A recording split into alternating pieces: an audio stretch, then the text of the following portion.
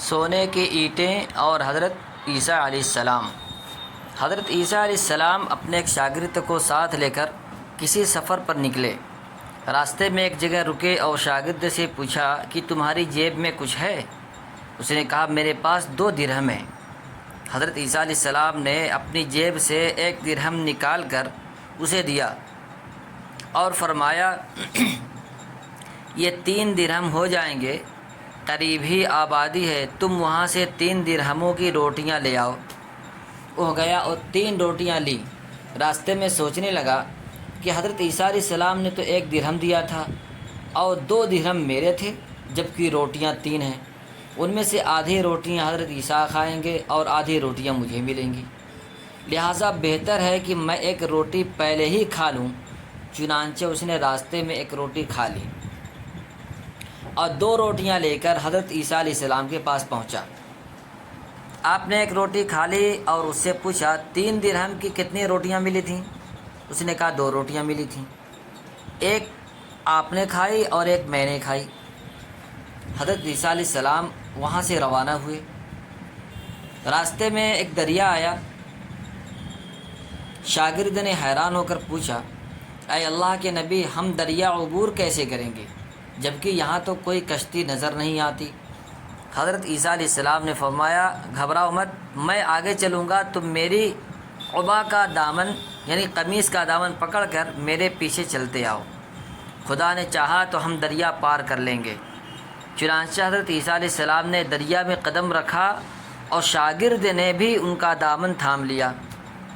خدا کے اذن سے آپ نے دریا کو اس طرح پار کر لیا کہ آپ کے پاؤں بھی گیلے نہ ہوئے۔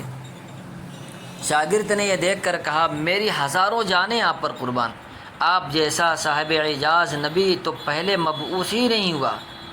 آپ نے فرمایا یہ معجزہ دیکھ کر تمہارے ایمان میں کچھ اضافہ ہوا؟ اس نے کہا جی ہاں، میرا دل نور سے بھر گیا۔ پھر آپ نے فرمایا اگر تمہارا دل نورانی ہو چکا ہے تو بتاؤ روٹیاں کتنی تھیں؟ اس نے کہا حضرت روٹیاں بس 2 ہی تھیں۔ آپ پھر وہاں سے چلے۔ راستے میں ہرنوں کا ایک غول گزر رہا تھا، یعنی ہرنوں کا ایک جھنڈ تھا۔ آپ نے ایک ہرن کو اشارہ کیا، وہ آپ کے پاس چلا آیا۔ آپ نے ذبح کر کے اس کا گوشت کھایا اور شاگرد کو بھی کھلایا۔ جب دونوں گوشت کھا چکے تو حضرت عیسیٰ علیہ السلام نے اس کی کھال پر ٹھوکر مار کر کہا اللہ کے حکم سے زندہ ہو جا۔ ہرن زندہ ہو گیا اور چوکڑیاں بھرتا ہوا دوسرے ہرنوں سے جا ملا۔ شاگرد یہ معجزہ دیکھ کر حیران ہو گیا اور کہنے لگا اللہ کا شکر ہے جس نے مجھے آپ جیسا نبی اور معلم عنایت فرمایا ہے۔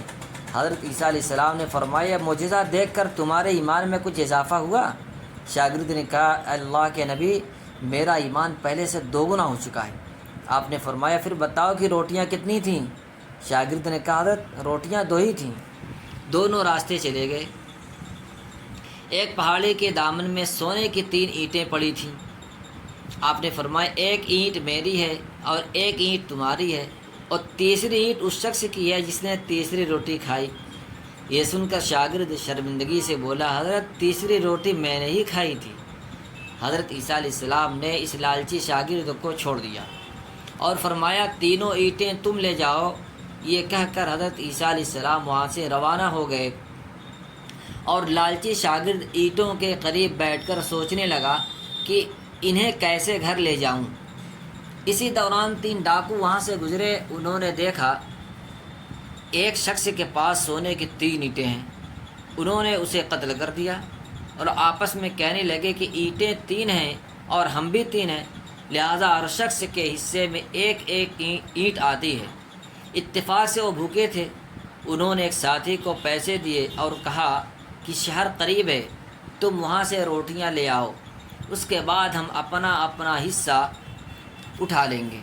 وہ شخص روٹیاں لینے گیا اور دل میں سوچنے لگا اگر میں روٹیوں میں زہر ملا دوں تو دونوں ساتھ مر جائیں گے اور تینوں اینٹیں میری ہو جائیں گی۔